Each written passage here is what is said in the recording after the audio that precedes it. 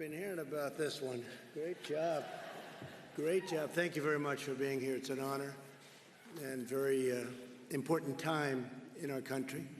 A lot of things are happening, and I think when it all ends up, it's going to end up very good for everybody. It's an honor to be at Gateway Church with the Attorney General, our great Attorney General, William Barr. Thank you.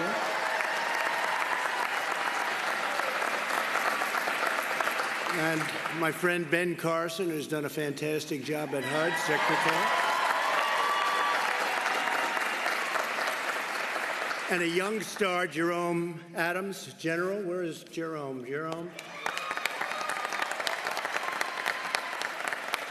Along with a lot of my friends out in the audience. In fact, a lot of the great political leaders from Texas, I see. Some great, great friends, and I want to thank you all for being here. Faith leaders, members of law enforcement, so important. We want law and order. We have to have a lot of good things, but we have to have law and order.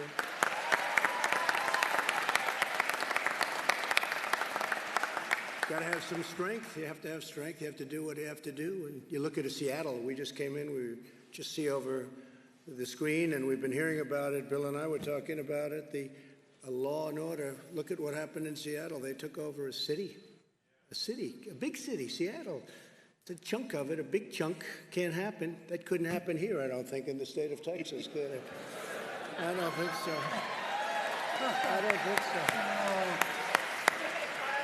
So I want to thank Pastors Robert Morris and Steve Dullen. They're great people. Great people with a great reputation, I have to say that. Great reputation. And Gateway Church, the team has been incredible in hosting us. And I'd now like to ask Pastor Morris and Bishop Jackson to lead us in prayer. Thank you. Thank you. Lord, we need you. We need you at this time in our country. And I thank you for our president. I thank you, Lord, for our leaders. I thank you, thank you, thank you. I know in the Bible that when something was emphasized, it was repeated. Holy, holy, holy. Thank you, thank you, thank you. Lord, that we are about to bring tremendous progress to a problem that's been here for a long time. And I thank you for this administration. And Lord, we pray your blessings and your guidance today on this meeting. In Jesus' name. Jesus' name. Father, we thank you so much for what you're doing today. You have revealed so many things that are untoward, even evil.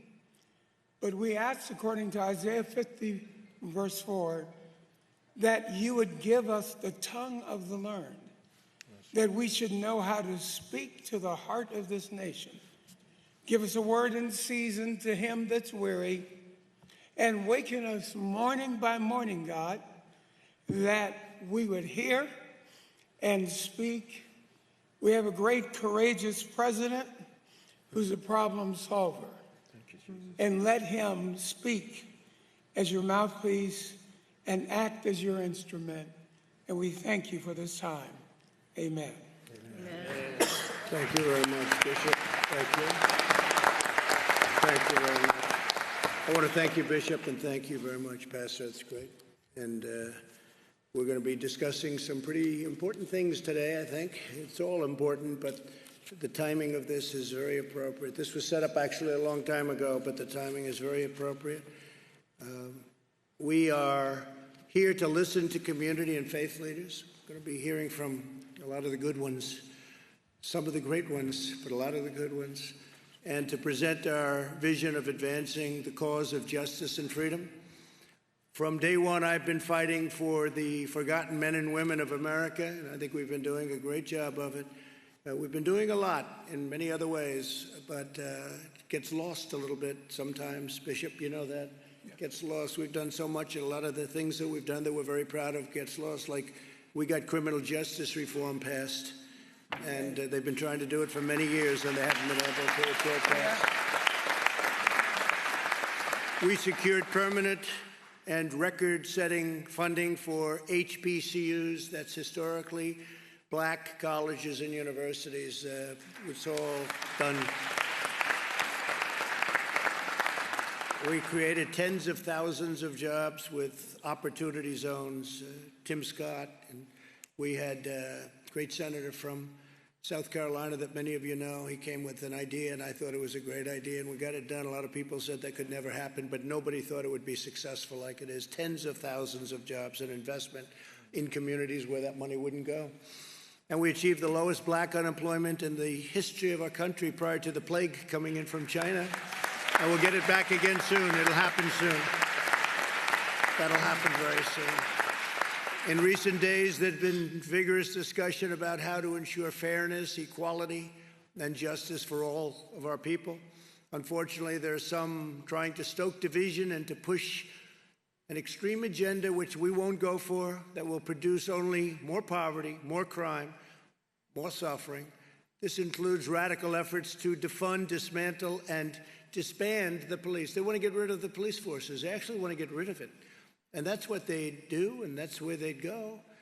And you know that because at the top position, there's not going to be much leadership. There's not much leadership left. Instead, we have to go the opposite way. We must invest more energy and resources in police training and recruiting and community engagement. We have to respect our police. We have to take care of our police. They're protecting us. And if they're allowed to do their job, they'll do a great job. And you always have a bad apple no matter where you go. You have bad apples. And there are not too many of them. And I can tell you there are not too many of them in the police department. We all know a lot of members of the police.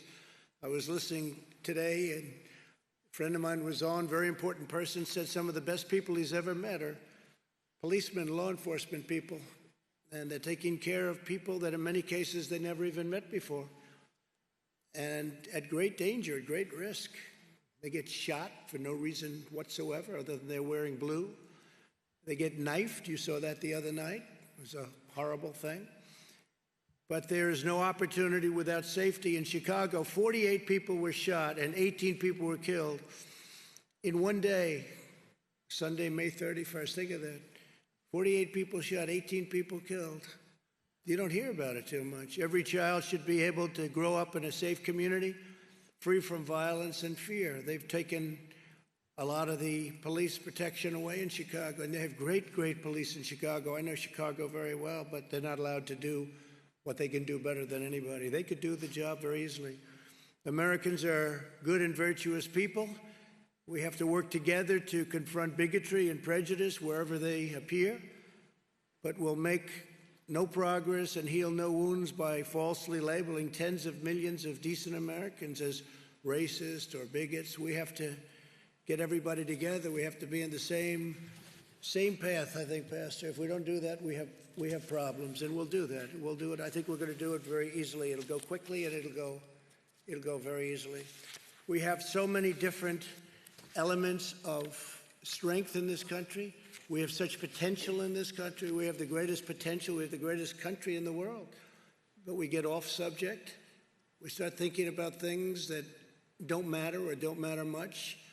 And the important things we don't even discuss. But we're here to discuss some very important things today. Politicians make false charges, and they're trying to distract from their own failed records. They have some very bad records. And these are usually the ones that cause the problems or can't solve the problems. These are the same politicians who shipped our jobs away and took tremendous advantage of all Americans, but African-American middle class. So much of that wealth and that money and those jobs went to China and other countries, and they get trapped. They get trapped. They get trapped in a government morass. They get trapped in bad government schools. So I'm going to be announcing 4 steps to build safety and opportunity and dignity. First, we're aggressively pursuing economic development in minority communities. We're doing it very powerfully. We've done it with opportunity zones, but we're going to go above that. At the heart of this effort is increasing access to capital for small businesses, and that's with minority owners in black communities. And we're going to get it done, and it should have been done a long time ago. It's been very difficult, very, very difficult for some people, been unfairly difficult. Second, we're confronting the healthcare disparities, including addressing chronic conditions and investing substantial sums in minority-serving medical institutions. We have medical institutions in some areas of our country that are a disgrace. I was going to say not up to standard. They're much worse than not up to standard. They're a disgrace. take care of it. Third, we're working to finalize an executive order that will encourage police departments nationwide to meet the most current professional standards for the use of force, including tactics for de-escalation. Also, we'll encourage pilot programs that allow social workers to join certain law enforcement officers so that they work together. We'll take care of our police. We're not defunding police. If anything, we're going the other route. We're going to make sure that our police are well-trained, perfectly trained, they have the best equipment. Yeah.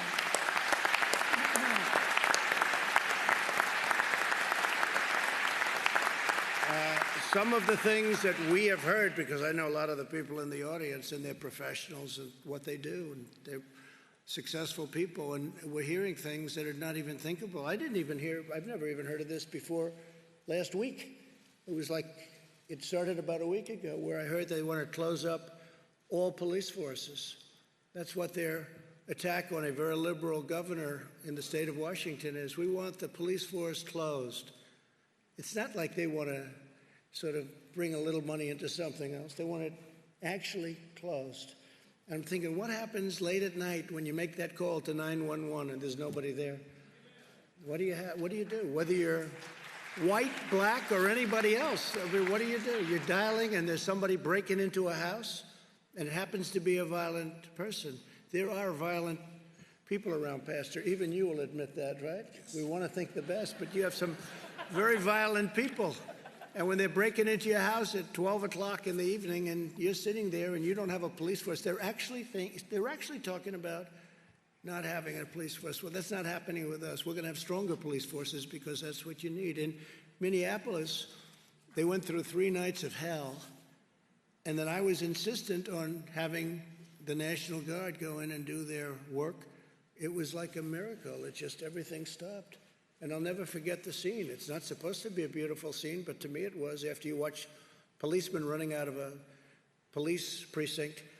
And it wasn't their fault. They wanted to do what they had to do, but they weren't allowed to do anything. It wasn't really their fault, but they were running down the street. They weren't allowed to do what they're trained to do. And they took over the precinct. They essentially burned it down. I'm pretty good at construction. I want to tell you, that was almost what we call a complete renovation, if you're lucky. And it was a very sad thing. I don't think I've ever seen anything like that. But we are very proud of the fact that I called, I said, I'm sorry, we have to have them go in. And they went in, and it was like a knife cutting butter right through, boom. I'll never forget, you saw the scene on that road, wherever it may be, in the city, Minneapolis. They were lined up, boom, they just walked straight. And yes, there was some tear gas and probably some other things, and the crowd dispersed and they went through. By the end of that evening, and it was a short evening, everything was fine, and you didn't hear too much about that location having problems anymore. They went to other locations, and the same thing would happen. As an example, Seattle would be so easy to solve. We have a governor here of a great state. It's called Texas. He would solve it very easily, as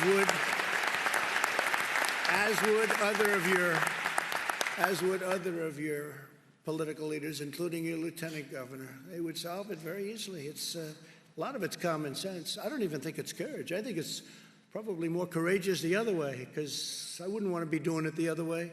It's very unsafe. So I just want to tell you that we're working on a lot of different elements having to do with law, order, safety, comfort, control. But we want safety. We want compassion. We want everything. What happened 2 weeks ago was a disgrace when you see that. What happened on numerous occasions over the last 2 weeks, people were killed. A number of people were killed, and it was very, very terrible and very, very unfair. A number of them were police officers, and it was a very unfair situation. We don't want to see that. And with strength, you wouldn't even have that. They wouldn't be in a position to do the kind of damage that they've done. They've destroyed people. They've destroyed businesses. They've destroyed African-American owned small businesses that hopefully they're going to come back. We're providing funding for a lot of small businesses, and hopefully we'll be able to get everybody online and get funding to be able to open up their stores and their small businesses again. But we're working to finalize an executive order that will encourage police departments nationwide to meet the most current professional standards of force. And that means force, but force with compassion. But if you're going to have to really do a job, if somebody's really bad, you're going to have to do it with real strength, real power. And I said, and people said, oh, I don't know if we like that expression. I said, we have to dominate the streets. You can't let that happen, what happened in New York City, the damage they've done. You have to dominate the streets.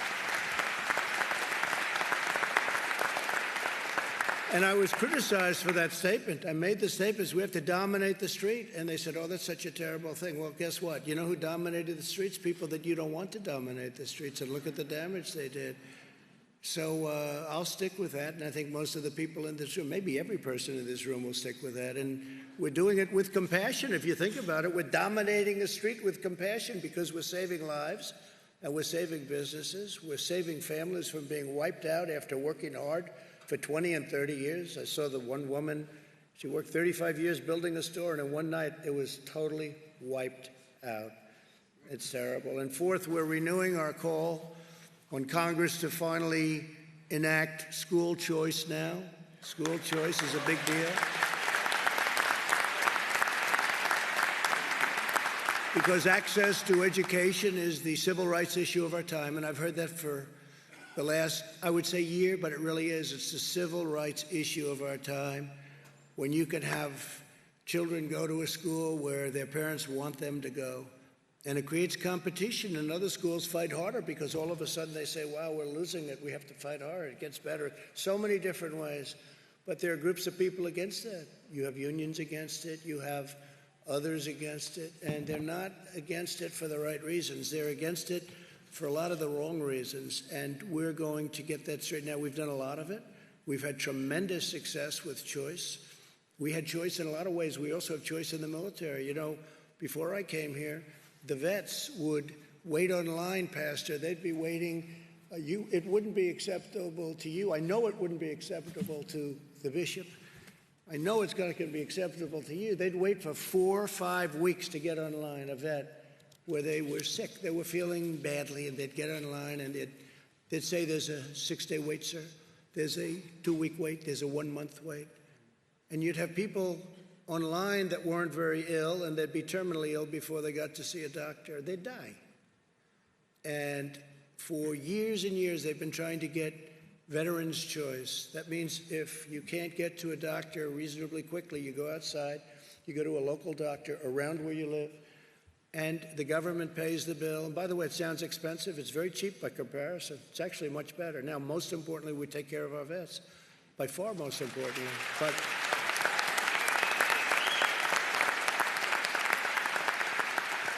But it's one of those many cases where it's actually less costly and better.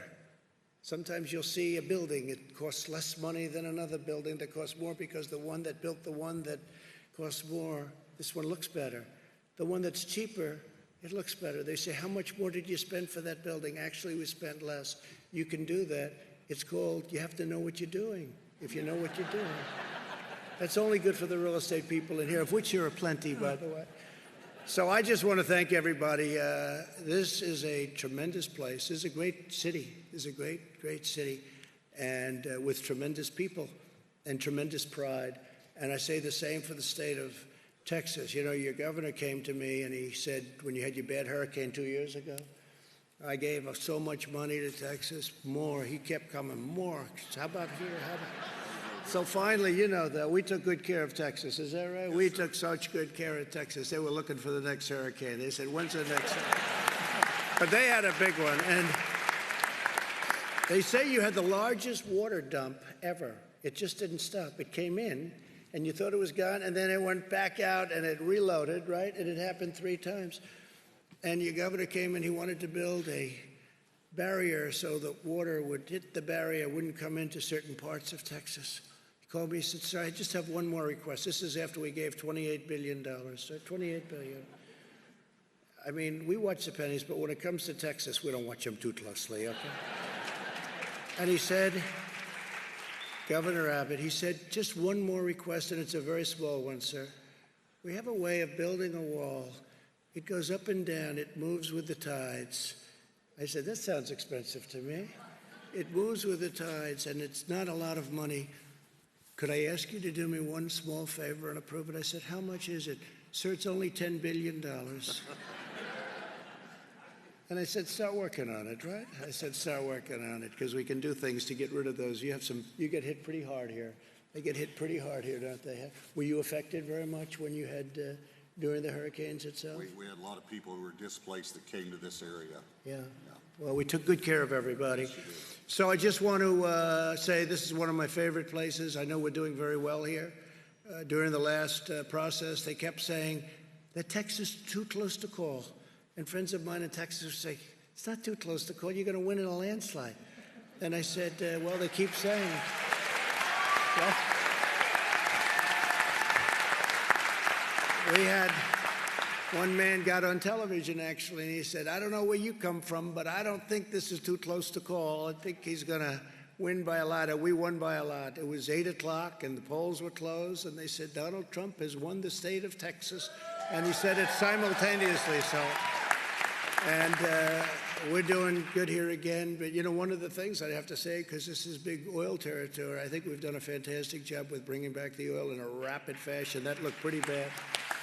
That looked pretty bad. You had a case, you had a couple of hours where if you bought a barrel of oil, you bought it for $37, as if they gave you 37, okay?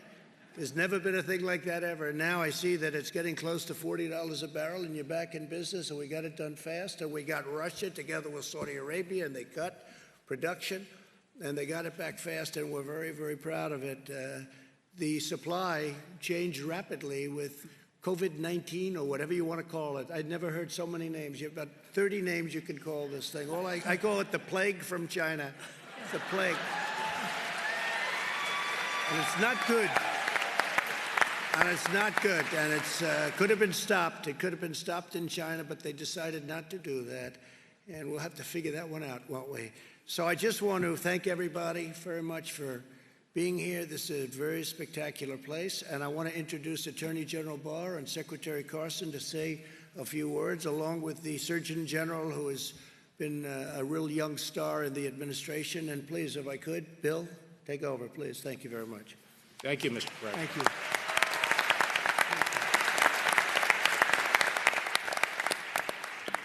Thank you, Mr. President, and thank you for convening this discussion. And I'd like to thank the many impressive leaders, civic leaders, religious leaders, and colleagues from law enforcement who are here. That ghastly spectacle in Minneapolis was really jarring to the whole nation, and it forced us to confront and think about, reflect on longstanding issues in our nation. Those issues obviously relate to the relationship between law enforcement and the African American community. But just to step back a little and take a broader view initially, I've been thinking about how do we achieve the full American dream for all communities, African American communities, all communities. And one of the reasons I'm proud to serve in this administration is because I think the President is moving forward on the critical elements necessary to provide and ensure that opportunity. First and foremost, economic growth. Without growth, there is no opportunity. Second,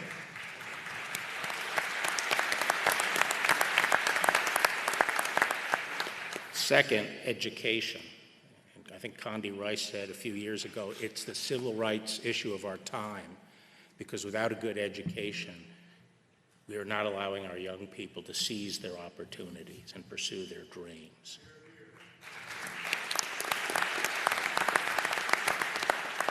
And as the President mentioned, it's only by empowering parents and giving them the power to choose the education for their children that we're ever going to be able to obtain that. Third, I think, is moral discipline. And our young people, they have to have the discipline to seize the opportunity, to make momentary sacrifices for later gain. And traditionally, that has come, and people can find it perhaps from many sources, but traditionally that has come from religion, which our founders believed was the foundation of our republic.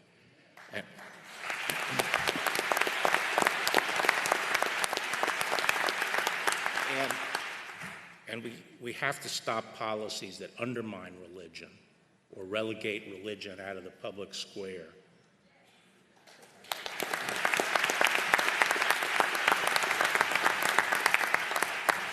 But now I get to my job, which is safety. Without safety, you cannot have progress. You can't have a life, a decent life in a community. And, this was struck home to me 30 years ago when I visited Trenton when I was Attorney General last time, and I went to a small barber shop in an African-American neighborhood. And there were people there in their 60s and 70s, and they said, "Mr. Barr, we're in our golden years, and we are living behind bars. Look down the street. All the bars are on our windows, and the criminals run free on the street." Now, we've made a lot of progress since then. The crime rate has been cut in half. And a big part of that has been improvement in policing and the progress we've made in policing. And yes, the progress that police departments have made in building relationships with the community. I think law enforcement has understood for a long time that there is distrust in the African-American community toward the law enforcement system. And when you reflect on our history, you could understand why. Because for most of our history, just up until the last 60 years, the institutions in this country, the laws and the institutions were explicitly discriminatory. There was not equal protection of the law, by law. And it's only been since Jim Crow that our laws have been changed to provide for equal justice. And what we've had really since, and so the civil rights effort up until that time was to tear down institutions. But I don't think now is the time to be tearing down our institutions, because we've been on a march for the last 50 years of reforming our institutions. And we don't need to tear them down. We have to be mature about this, and when we see problems, we have to redouble our efforts to reform our institutions and make sure they're in sync with our values. And I don't think anyone who's honest would deny that we've made a lot of progress in policing over the last 50 years. And in fact, one of the things about this episode in Minneapolis was how fast both the state and federal law enforcement responded to dealing with that action. So I think that while we saw something very bad, it has helped perhaps galvanize the will of the country to bring good out of that. And we can't let that incident obscure the fact that progress has been made, that policemen are by and large, by overwhelming majority, good, decent people who care about their community and put their lives on the line for us, their neighbors.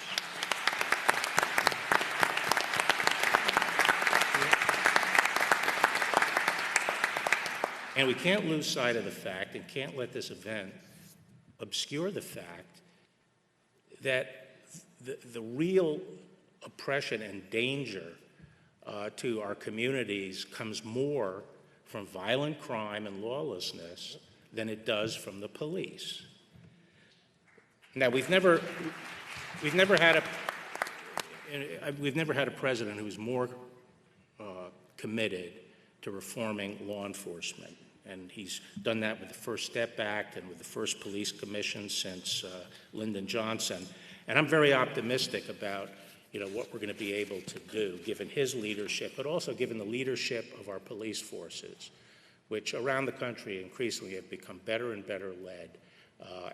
I think the police profession is itself committed to addressing the issues that we saw in Minneapolis and completing the process of professionalizing policing in this country.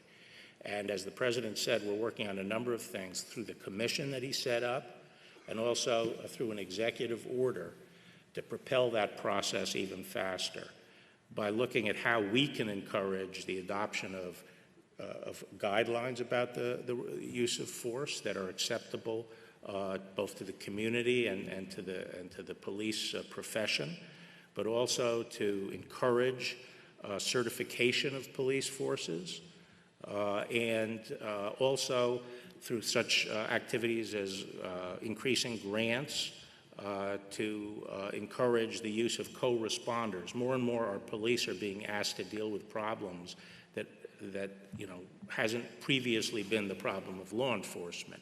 They have to deal with homeless people. They have to deal with a lot of mental health issues.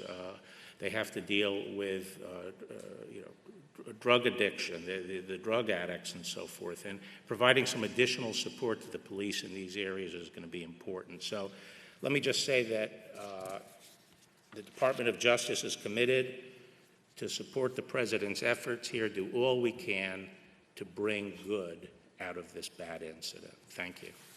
Thank you, Bill. Thank you.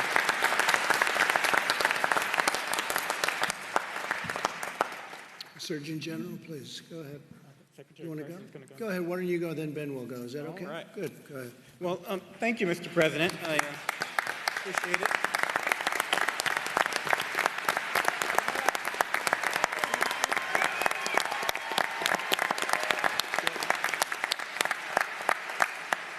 Thank you, everyone, for coming today. Thank you to the panelists. I just want to start off by saying that many people across the country and across the great state of Texas are hurting right now due to the tragedy that occurred to George Floyd.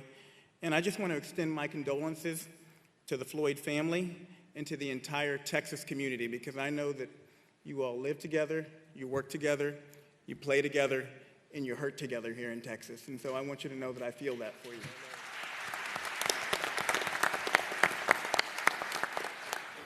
The President asked me to give you a quick update on America's COVID-19 response. Thanks to cooperation with state and local partners, we're making progress against the virus. We are, and towards a safe reopening. Through strong public and private partnerships, America has now done more than 20 million tests. And that number is a big number. It's not just about the number, it's also about how many of those tests are coming back positive. We have a positive rate under 6% nationally. And from a public health perspective, if we're under 10% positive, we're doing a good job. So there's a lot of challenges out there, but I want you all to know that we are moving in the right direction. The data shows that we are moving in the right direction as a nation. And this has happened in part thanks to opening of over 500 community-based testing sites through the work of private sector partners in the United States Public Health Service, which I helped lead with Admiral Giroir. 70% of those sites are in CDC-designated vulnerable areas. That means that we're taking the testing to those who need it the most, to those who are most at risk. We also have testing at 92% of America's community health centers, which predominantly serve low-income areas and communities of color. We've helped equip our frontline workers, our healthcare heroes, with 94 million N95 respirators, 149 million surgical masks, and more than 1 billion gloves. And a large proportion of those supplies at the President and the Secretary's direction are going to nursing homes. And I just want to, I see the governor over there, I want to give you all a shout out. Texas has led the way in nursing home testing. 100% of their nursing homes have been tested. They're leading the way in testing people in corrections facilities. Over 95% of people in corrections facilities have been tested. That is something you all should be tremendously proud of.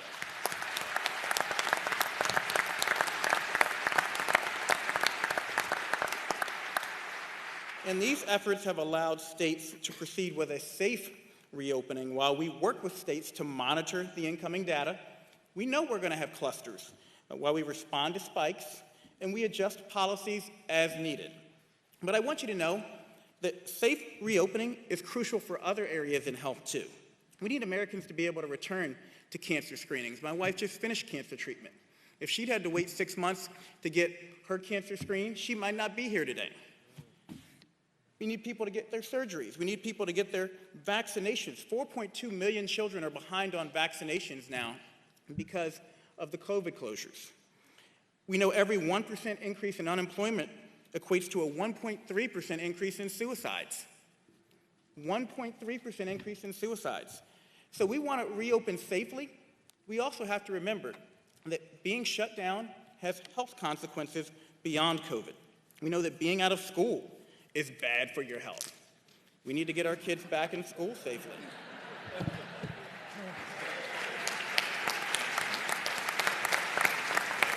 have a 15, a 14, and a 10-year-old, and so can you tell I've been saying that a lot? But we know that COVID-19 has a tragically disproportionate burden on communities of color. Black Americans hospitalized at 4.5 times higher rates than whites, hospitalization rates 3.5 times higher for Hispanics than whites, and 5 times higher for American Indians and Alaska Natives. The fact is, this virus is exploiting and exacerbating pre-existing health disparities, and these disparate outcomes and opportunities for health are in part the anger, the frustration, and the fear that we're seeing manifest in protests around the country. And that's why it's important for people to know that beyond talking about the problem, at the President's direction, at Secretary Azar's direction, HHS and the White House Opportunity and Revitalization Council, or WARC, are focusing resources on minority communities. HHS recently allocated $15 billion to Medicaid providers and $10 billion to safety net hospitals, both groups of providers that disproportionately serve Americans of color. And I spent the last 10 years working at a safety net hospital, Eskenazi Hospital in Indianapolis. I can tell you, those are the places that are doing the work. Those are the places that at the President's direction we're focusing our resources towards. We're working with the Consortium of Black Medical Schools to fund and scale local efforts in communities that, again, reach communities of color. CDC now requires all testing data reported by states include information on race, ethnicity, and zip code, so we can continue to further refine and focus our strategy on the hardest hit communities. CMS is deregulating telemedicine to make ongoing care for many medical conditions safe, accessible, and convenient for the patients and for healthcare professionals. Again, we can't afford to let people continue to go without their care. And the administration's emphasis on public-private partnerships is allowing us to progress towards a vaccine and treatments at a record pace as a part of Operation Warp Speed. I want to add that SAMHSA just funded 3 community behavioral health clinics right here in Texas with the CARES Act funding. Some of your congressional representatives are here. I want to say thank you to you all for passing that into the President for signing it to address COVID-19 and behavioral health needs. These facilities integrate mental health, substance abuse treatment, and physical health care in one setting and provide 24/7 crisis intervention services. Another notable mental health awareness training grant is in Austin, where funds are used to train community health officials, including law enforcement, and we have many of them in the crowd today, on recognizing signs and symptoms of mental illness and mental health crises and how to help an individual who's struggling. That's all part of reform.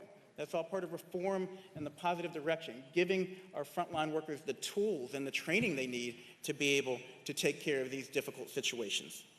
As Mayor Sylvester Turner said at George Floyd's funeral, we must encourage business leaders to invest in our underserved communities, and that's what the White House Opportunity and Revitalization Council is all about.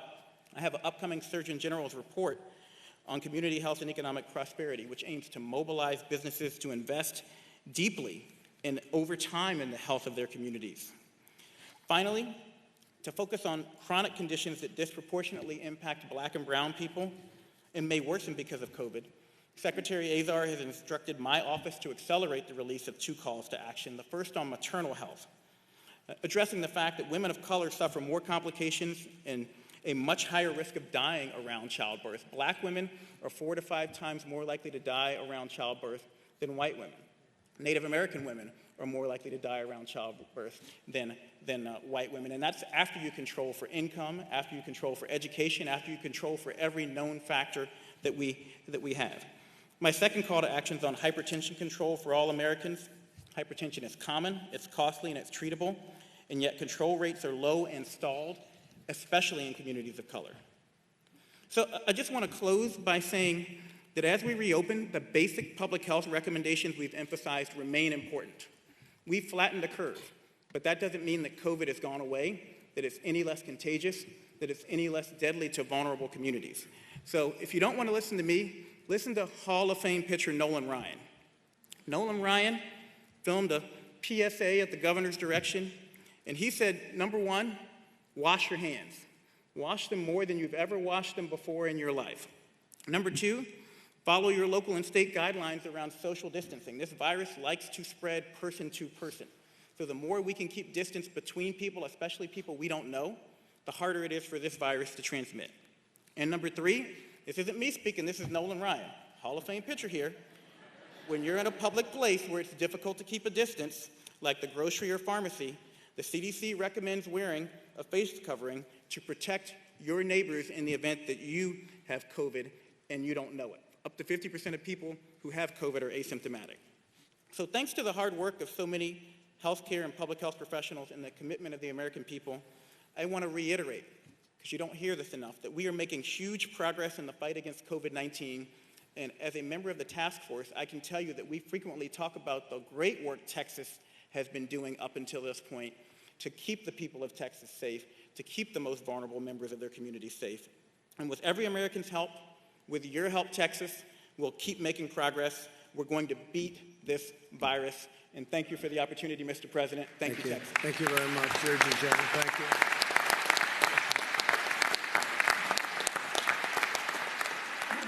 Ben Carson, please. Okay.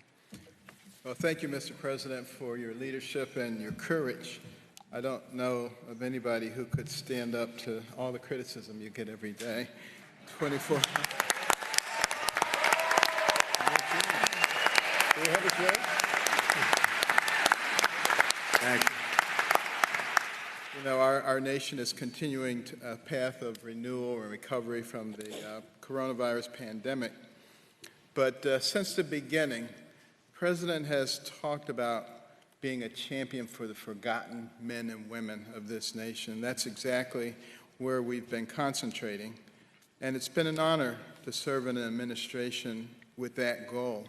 And I'm excited to see America beginning to bounce back. The infrastructure, the economic infrastructure of our country is very strong, secondary to the abolition of multitudinous regulations and targeted tax cuts. It's still there. That foundation is there, and we will be able to get back on that track pretty quickly.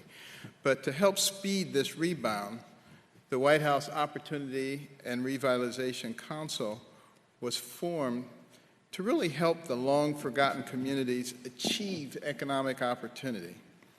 And it has been refocused at your direction to help America's hardest-hit communities achieve economic recovery, overcome health disparities, and thrive through educational and workforce advancement. Now, to stimulate economic development and entrepreneurship, the Council has worked to set aside additional payment protection funding for our nation's low-income minority communities and provided technical support to help these communities to access this funding. They have stated that during the first round, the money wasn't getting to them.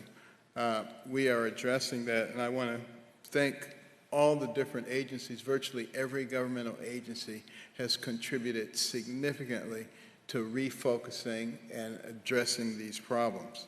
The groundbreaking initiative known as Opportunity Zones, which encourages long-term investment in the forgotten communities, will also be expanded to include more of the underserved areas. Another major initiative, improving health and public safety, comes with several administrative and legislative proposals. For example, we believe both telemedicine and increased use of mobile care can be major catalysts in our mission to overcome health disparities in underserved communities. Those are things that can actually be done very rapidly to bring health care to people who've previously been neglected. And to further this effort, we're also committed to reforming the infrastructure of our public health data system, addressing chronic conditions in at-risk populations, and working to address food insecurity in underserved communities. That means healthy foods at reasonable prices that are accessible. But one of the things that I just mentioned, the data collection, we have 50 states and we have territories in Washington, D.C., and we have all of those many different healthcare collection systems. And we are working to homogenize all of that, and will make it much easier for us to identify quickly health issues and to be able to address them very quickly.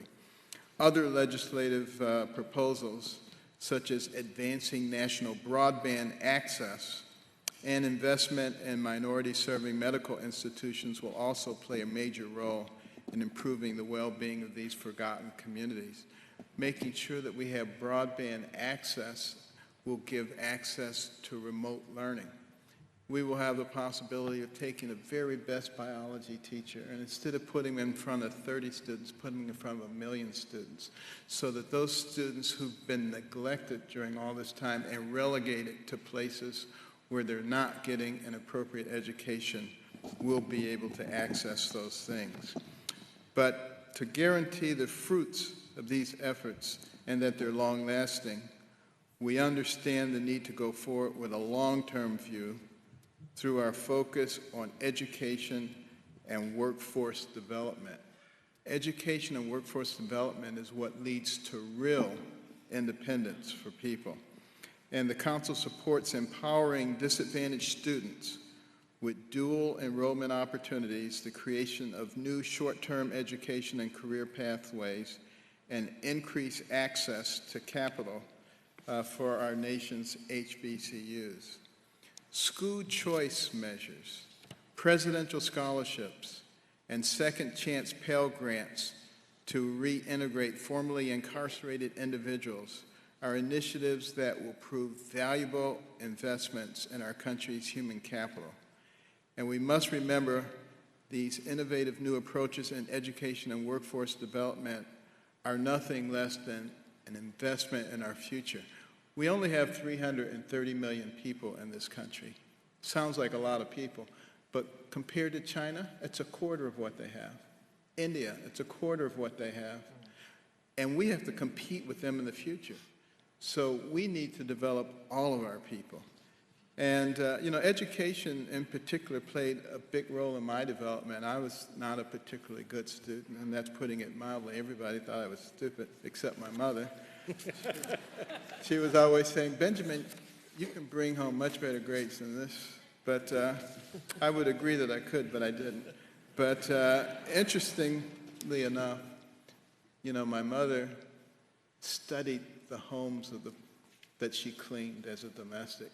She came from nothing, my mother. 24 children, got married when she was 13, dire poverty, discovered her husband was a bigamist. But she was still smart enough to study those people who had these beautiful homes.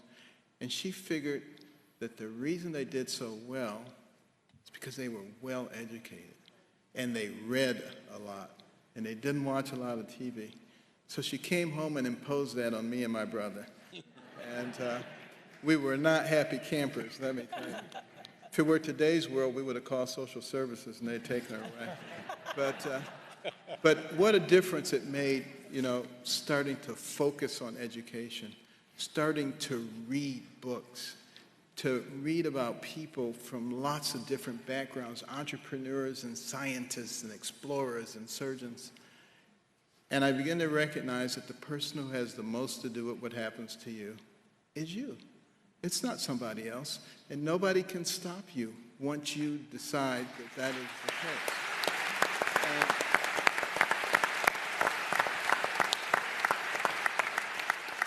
And that's why with the council, there is so much emphasis on education, because it doesn't matter where you came from. You get a good education and you write your own ticket. And we must reject those people who are trying to prevent school choice, who are trying to prevent the presidential scholarships, all the things that are there to empower people. And you will see a lot of that coming out of this administration. And, these investments and innovation give me a tremendous amount of hope for the future of this nation. Mr. President, under your leadership, I'm confident that the American people will emerge stronger from this pandemic and more determined than ever. And we, the people, will recognize, despite all the forces to the contrary, that we are not each other's enemies. And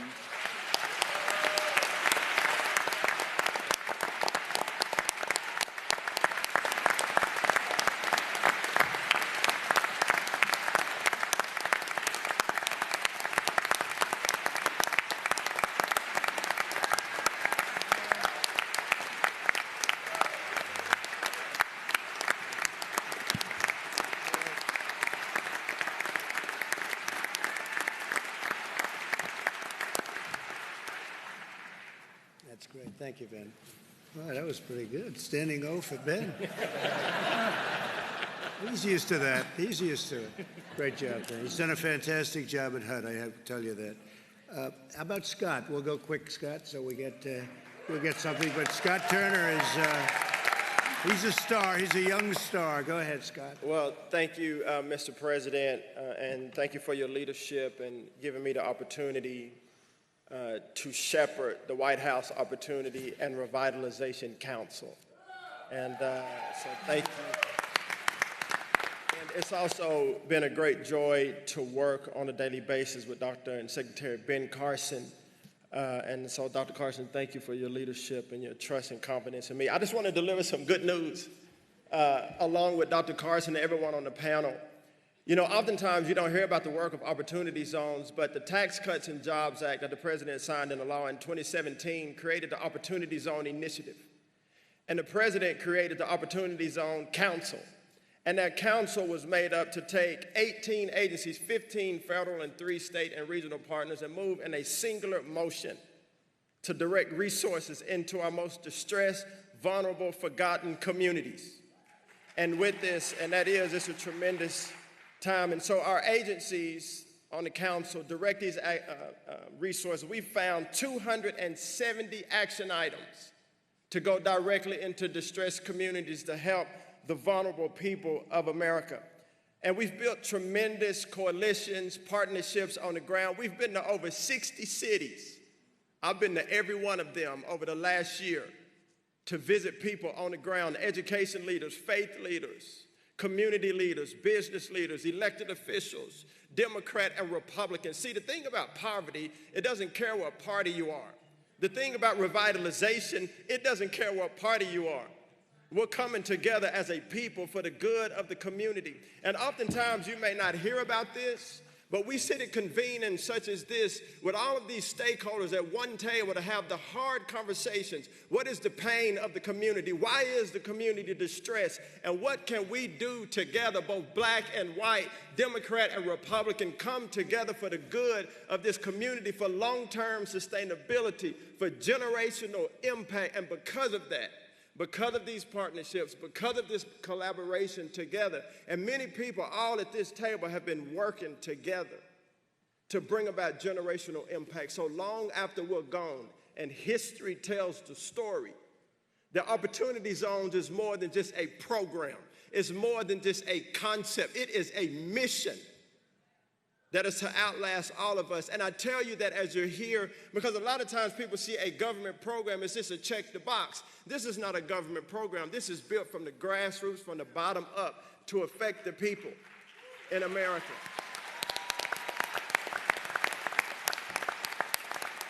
And lastly, Mr. President, I would say tens of billions of dollars have been invested inside of Opportunity Zones, public-private partnerships. Erie, Pennsylvania, St. Louis, Missouri, West Dallas, right here in my great home state of Texas, and other across the nation, much money coming into our distressed communities. And I say all that to say, even though you don't hear about it often, we have put our hand to the plow and our feet to the ground. And all of these things were done prior to COVID. But I want you to know that right now, and post-COVID, that our spirit remains the same, that our heart is set, our face is set like flint, our mission is not done. But we're gonna need all of you to pray for us, to walk with us, to convene with us, to invest, to teach. And so, Mr. President, thank you. Dr. Carson, thank you. And to all of my colleagues at the table, thank you for your support. It's been a great honor. Thank you very much. That's great. Thank you, Scott. Thank you, Scott. Great. You want to say something? Please, Pastor, please. Well, thank you, Mr. President.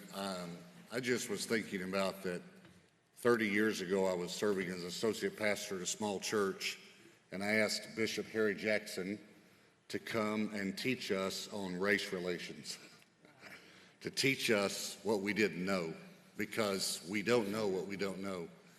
And now, 30 years later, Bishop Harry and I are setting on each side of the President of the United States.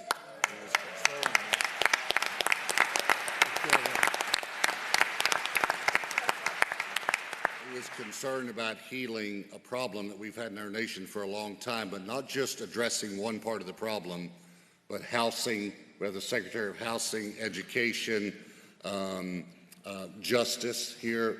Attorney General Barr, thank you for being here. Thank you, a great governor, Governor Abbott. And I believe that we're going to work together and we're going to see freedom and justice for all in America. Thank you, Mr. President. Thank you very much. I appreciate it. Thank you very much. Great job you do here, too. Great job. Jack, go ahead, please. Thank you, Mr. President.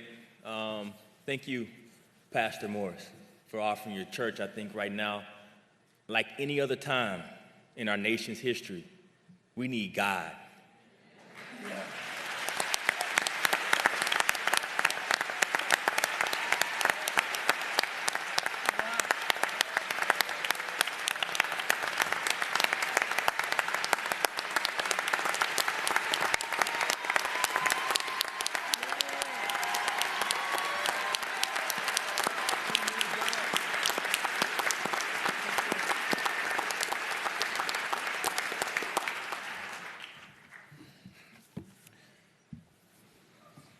I'm praying to the Holy Spirit to put words on my mouth right now, and I want a nation to hear me. We need the fear of God.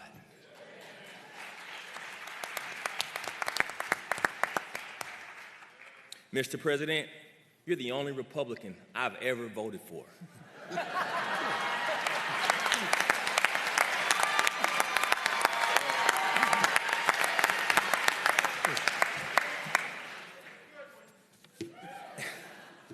And I don't just say that to make you feel good. Honestly, that's not my goal, man. I'm saying that because you stood up for the word of God.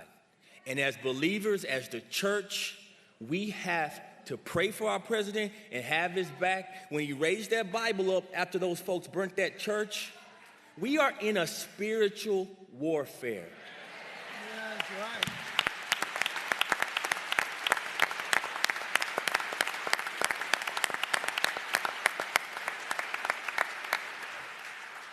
We cannot fight this battle with flesh and blood. We cannot fight this battle with politics. You cannot politicize oppression. I grew up right down the street. I looked at skinheads in the eye at 13 years old. My black father went to a KKK rally to protect me. I know what racism is. So when I hear words get thrown out about white supremacy, it eats me up. Because these men are white supremacists. That's not what they look like. I'm telling black kids across America right now, we always hear we don't have black leaders. Look at this table.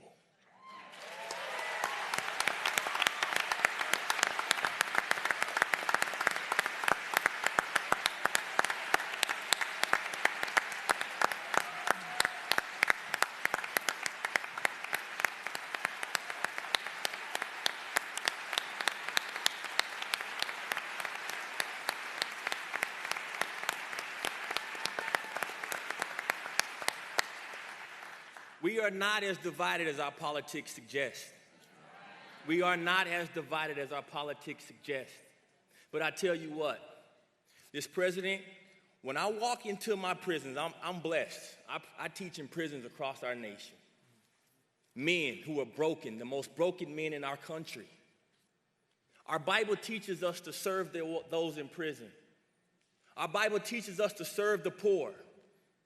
And when I walk into my class, and I say, guys, raise your hand if you've gotten your sentence reduced from the First Step Act. And every single one of them raised their hand. That's because of you, Mr. President, and that's because of policy. But you're brave enough to go against what everyone else has said about you. Now I'm calling on you to do more. We have a real issue in our country. In the root of it, let's not get our eye off the enemy. The root of it is fatherlessness. Our kids don't have fathers. Attorney A.G. Barr, you said it earlier. You talked about pulling God out. Do we talk about education? Well, 71% of those kids that drop out of high school don't have a father in the house. We talk about criminal justice reform. You're 5 times more likely to go to prison or have a run-in with the police department if you don't have a father in the house. We talk about health care. You're 4 times more likely to live in poverty if you don't have a father in the house, which means you're going to be sicker. We don't have to keep looking for the problem when we see it. Now it's time for Americans of all color. I'm calling on my white brothers and sisters. I'm calling on my Spanish brothers and sisters. Get out of your bubbles. Go into the communities that are underserved, and let's do what Jesus told us to do.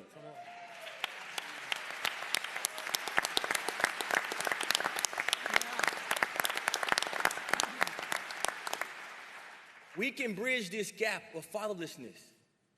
All we got to do is go out of our bubbles, go bridge the gap with these kids, teach them what you teach your kids.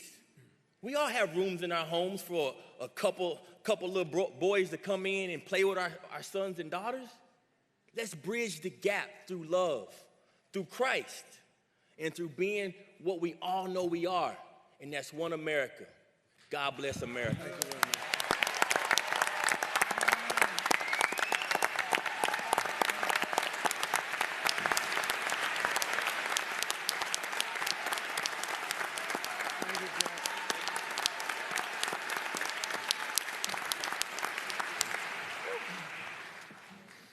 Anybody like to speak, please? Anybody? Who goes after that? Mr. President, I'd like to speak. My name is Will Douglas. I'm the owner of Crimson Care Pharmacy Group here in Dallas, Texas, and I'm also a Republican nominee for state representative here in Texas. Yeah. First of all, I just want to thank your administration as well as Congress for getting the PPP loans. I'm speaking on behalf of my pharmacies as well as a dozen or so other pharmacies here in the state of Texas that benefited from those. Because of the PPP loans, I was able to not have to let any of my employees go. And in fact, I was able to hire additional employees because our business model had changed overnight. No longer could customers come into our store, they were having to go through the drive-through, which created a whole litany of other issues. So for that, thank you. The reason why I'm running for office is because, to me, capitalism is the most important thing. Capitalism has created this bastion of free market enterprise that we have here in Texas, with Dallas being the crown jewel. And I'm afraid that we're going to lose that system that lifts people out of poverty. I was on a call with leaders in the black community here in Dallas the other day, and one of them said something to me that has stuck out, or that did stuck out, and I can't let it go. And that's that, I think he said it was an African proverb, but that a child that is not embraced by the village will burn that village down just to fill its warmth. As Republicans, we have to find ways to make capitalism embrace the people that it's left behind. Because if we don't, the next time, it won't just be villages and businesses that are being burned down. It will be this system that has lifted so many people out of poverty. Thank you.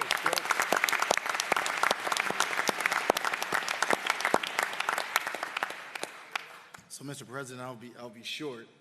I just was going to say that thank you so much for your leadership, and I think the infrastructure that you presented today is going to help a lot of people. It's going to touch businesses like William. It's going to keep communities safe with the partnership of these law enforcement officials and the partnership with these ministers that we have and advocates like John Ponder and Jack Brewer. And so over the next couple of weeks, I think the American people look forward to seeing the wealth of executive orders that you're going to issue on justice and on economic empowerment, as well as legislative asks that we're going to make to the Hill. But we all need your help, every locality, every group or organization, because it's really about bringing us all together. That's the secret ingredient, and it has to start at the local level. It starts at the local level because you are closer to the people, and we want to create that infrastructure and give you the tools to help you do what you do best, and that's help people prosper. So thanks again, Mr. President. Thank you, Jerome. Thank you very much. Thank you, Jerome. Mr. President, I'd like to say thank you for putting this together in our state of Texas, right here in Dallas. A lot has happened in the last week. I'm one of your officers here in Dallas. I'm also one of your commissioners on your law enforcement administration with Attorney General Barr. And I can't thank you how far you've done for that. I also have to say thank you to our great governor and our leadership that's sitting right there. Without them, we don't make this state great. We've had some challenges because of what's happened with COVID, but I want to give you an update of what we've done on the commission so far, where we've had 9 full hearings throughout this entire time. That's 35 panels, 125 witnesses, 190 written statements of individuals and interest groups. Our civil rights and community engagement organizations that we've asked to attend have no-showed. And those are the ones who can make the biggest difference when you're putting together any type of reform, because they need to be the voice to come tell us what we need. Law enforcement today is not what it was yesterday. In my 25 years, we've watched it propel to where our training is what we need the most. And with this bill, you're going to see, or with this commission, you're going to see so many reforms come out of it. It could not have come at a better time. We can't take back what happened in Minnesota. Not one officer that saw that, or federal officer that saw that, said that was the right thing that happened. It was malice, and none of us we condemn it. If I could have traded places with Mr. Floyd, I would, because I would die for everyone in this room, because that's our job. And if I could trade places with any one of those officers were there, I would have done that too, because I wouldn't have let that happen. And I have to say this to the citizens that we serve and the citizens that are listening. We see you, we hear you, we are with you, and we're going to make this better. Thank you very much. Thank you very much.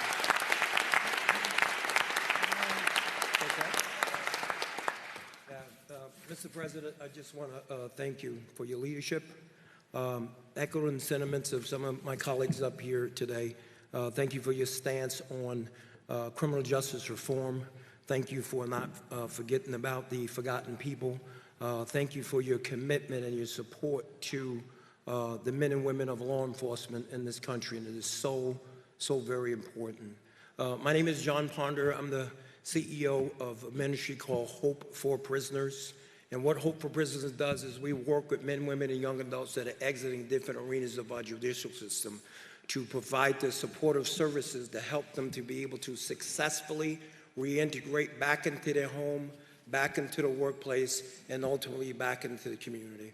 And Mr. President, thank you for coming out and attending the graduation ceremony for those 31 men and women who were released from prison. I cannot tell you the wind that was beneath their wings, because you came and spoke life into them. And they're on a whole new vista of life right now because of that. Great job. Great job. One of the huge components, this is why I'm so supportive of your stance on law enforcement, because one of the key components to this reentry mechanism that we built up is our partnership with the police. Our local sheriff in Las Vegas, Nevada, has given us close to 100 volunteer police officers that are mentoring and training men and women coming home from the prison system. And sir, never before in the history of reentry Nowhere on this planet to this magnitude have the men and women from law enforcement come alongside formerly incarcerated folks and help them to successfully reintegrate back into the community. That is just further evidence that we serve a gigantic God that wants to bridge the gaps. And in that's why that is so important, because what God wants to do, the Bible calls it the repairer of the breach. See, in communities across our country, there's such a disconnect between law enforcement and people from this segment of the population. But when we're able to come up with very creative ways to bring folks together, because if you think about it, all across the country, that in that disconnect, people do not trust police. Do you know why? Because they're not in relationship with them. And in what relationship could you ever have trust unless it's life rubbing up against life in the spirit of complete transparency, that we have more in common than we have differences. And out of that transparency builds the relationship, and out of that relationship, it gets established trust. It is something that second chance employers have absolutely fallen in love with. When you can tell the employer that the person that just came home from prison, that the mentor is a captain of the Las Vegas Metropolitan Police Department, that begins to just open doors. So I thank you for that. Looking so very forward to the direction that we're going. And on behalf of the men and women who are incarcerated right now in our prison system across the country, thank you for creating that atmosphere for them on the inside. But I know that you have dug the trenches to create an atmosphere for them once they get released. So I thank you for that. Thank you, John. Very nice. Thank you very much. Very nice. Great job you're doing, John. Great job. Please. Thank you, Mr. President, for putting this together today. I've learned so much from these men and women on this stage. I really appreciate that. Thank you for, my name's Dr. Robin Armstrong, and I'm a physician, and I've had an opportunity to treat many patients with the plague from China, and it's been, and with the COVID-19, and so we've had a lot of opportunity. Thank you so much for breaking down some of the regulatory barriers in the FDA to allow us to use medications like hydroxychloroquine.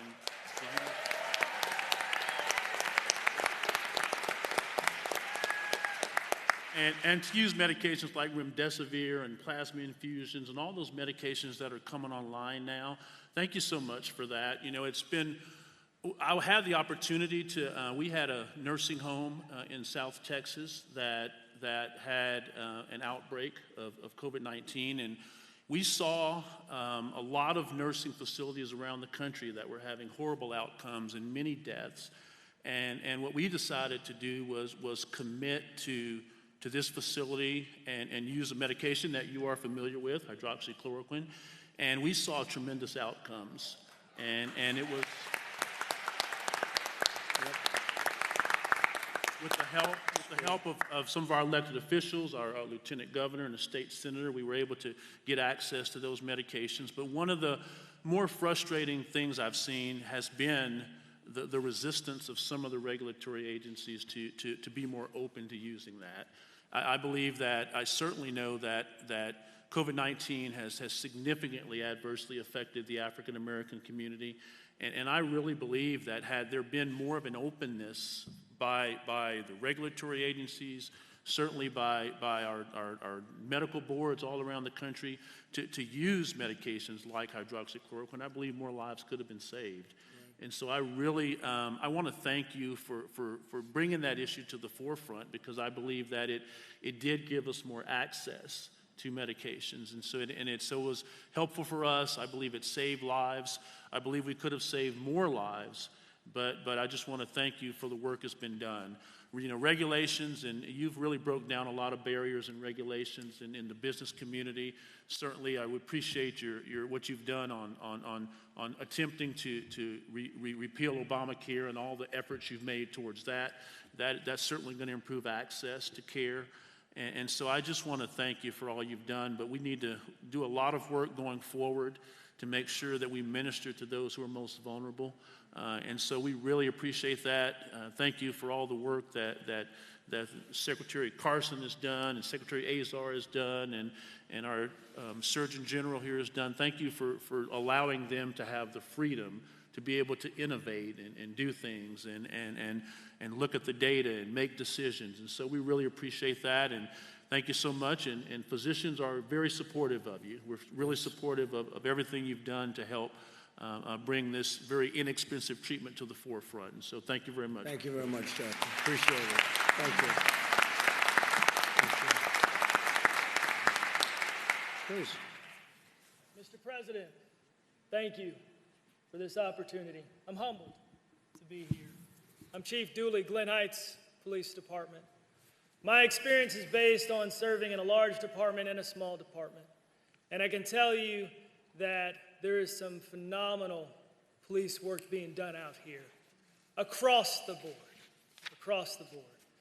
But there's also some inconsistencies in our procedures, our policies, our hiring practices, our termination practices, our disciplinary practices, and I strongly support the need for standardization based on best practices for all police departments in our country.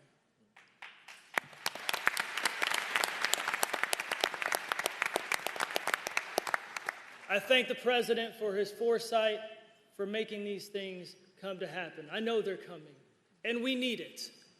We are a country of very good departments, but we need to be a country of great departments. And this message today is about the transition to greatness. We have an opportunity in this country to transform the future of law enforcement, but we need to make sure that we have a relentless pursuit of dedication to public service at all times and at all levels. Specifically, national consensus policy on use of force, every chief would be in support of that. Mandatory participation in a national use of force database, yes, it needs to happen. Development of national statements for discipline and termination of police officers, that needs to happen. Development of a police officer decertification database, yes, we need to be able to get those bad apples out of our industry. So what happened will never happen again. We need to enhance the police leadership and culture, and it starts at the top. We have some great leaders in this country, but we can always be better. We can always continuously improve. We need to implement improved recruitment, hiring, and promotion practices that are dedicated to having officers that are relentlessly pursuing the service of not the community, but our community. It's about not dividing us, but uniting us, and understand that we come from the community. We need to enhance the ability for police agencies to implement effective discipline. We need to make sure that we have policies that establish a framework for a community policeman engagement that fully embraces that police officers serve, protect, and connect everyone in our community so that we all can become better. We need training. This is not the time to defund police departments.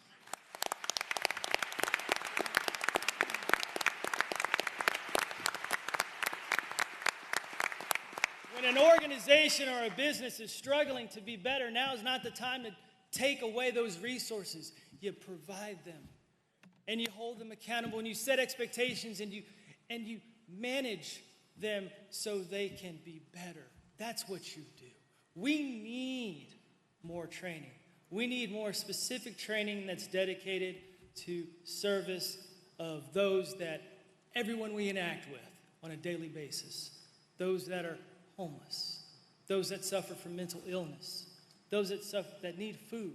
Okay, we need the training to be able to connect those people we interact with those that can provide those services.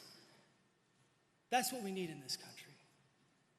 I want to end with just these few thoughts.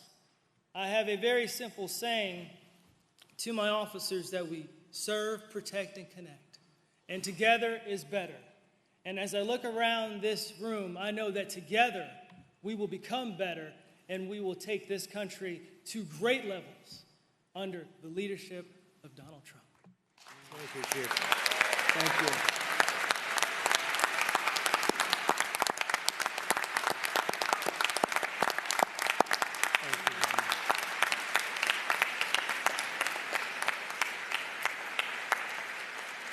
Thank you very much. That's beautiful.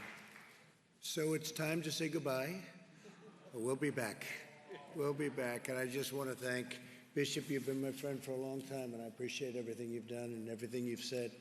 A great unifying source of strength and everything else, and I appreciate it very much. Thank you. Can I add one last thing before you leave? Please.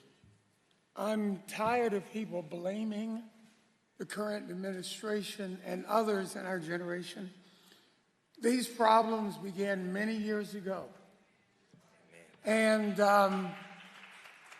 what has been exciting to me is it was the church that began the abolitionist movement. Yeah. It was the church and whites and blacks working together that started the NAACP. They didn't have a black leader at the beginning of time. It was the church that led through in the civil rights movement. So I want to offer you my support in these listening sessions in that the church needs to come together. I believe we can unify better than any group.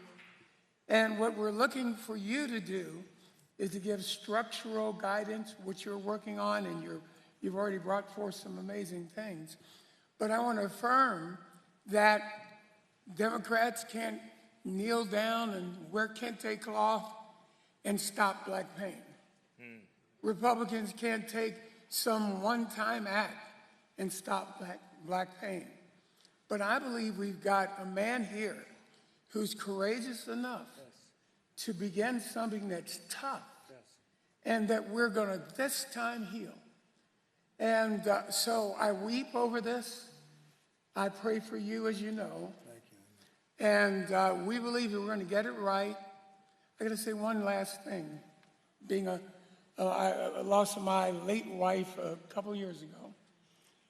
I found out in dealing with her that sometimes you just got to listen, feel her pain. If you try to fix it too early, you're going to make a mistake. Sure, listening sessions are wise because it's going to give that cathartic process a chance. So I don't want to take up too much time, sir, but I wanted to say that the people here, I challenge you, Christians, black, white, Asian, let's come together and let's provide a safety net, and then we'll work with business, and then we'll work along with the administration, but don't push them out here up front and say, fix it now, fix it now, fix it now, fix it now, because it's never worked that way. Thank you, sir. Thank you very much, Aaron. Appreciate it. Thank you very much. Thank you very much, Pastor. Fantastic job you did. Thank you, everybody. Thank you very much. Thank you.